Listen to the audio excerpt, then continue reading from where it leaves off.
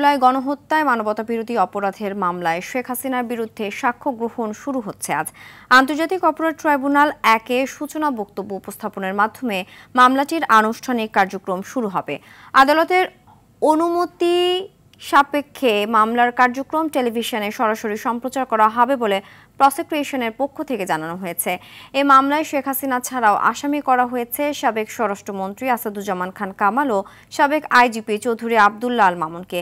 এর আগে মামলার আসামি সাবেক আইজিপি মামুন দোষ স্বীকার করে ঘটনার সত্যতা উদ্ঘাটনে রাজসাক্ষী হতে চাওয়ায় ব্যাপক চাঞ্চল্যের সৃষ্টি হয়। আজকে শুনানিতে প্রধান রাজসাক্ষী হিসেবে তিনি আদালতে উপস্থিত থাকবেন। এ মামলায় সাক্ষ্য দেবেন আমার দেশ সম্পাদক মাহমুদুর রহমান, অবসরপ্রাপ্ত লেফটেন্যান্ট কর্নেল হাসিনুর রহমান, নাহিদ ইসলাম, উমামা ফাতেমা সহ জুলাই আন্দোলনে আহত ও নিহতদের পরিবারের সদস্যরা।